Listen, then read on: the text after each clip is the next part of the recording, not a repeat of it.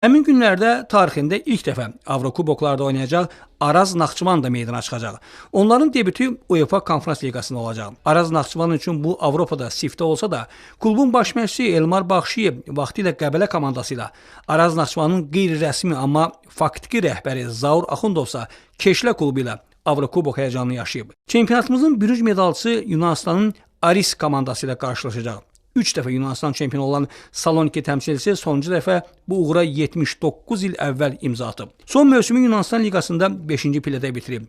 Olympiakos, Panathinaikos və ya AEK Afina deyil, amma Araz Naxçıvan da Avropada təcrübəsiz, ev oyunlarını belə boş tribunlar qarşısında keçirən komandadır. Azərbaycan çempionatında ciddi azarkeş təzyiqi görməyən Araz Naxçıvan futbolçularını çılğın Saloniki fanatlarının təzyiqinə psixoloji hazırlamaq da baş məşqçinin üzərinə düşür. Hazırda transfer bazarında ən fəal klublarımızdan biri Naxçıvan təmsilçisidir.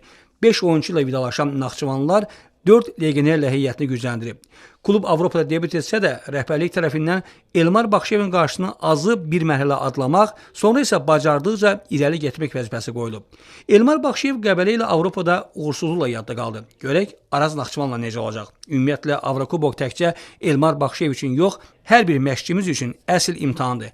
Ölkə daxilində uğur qazanan məşqçi Azərbaycan hüdudlarından kənarda bunun davamını gətirə bilmirsə, özü haqqında təxminən biləcəyini keçə bilməyən məşqçi imici formalaşdırır.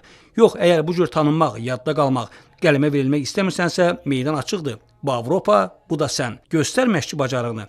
İndi görək Avropa sınağından bizim məşqçilər necə çıxacaq? İlkin Fikrətoğlu, xüsusi olaraq Sportiva sayti üçün.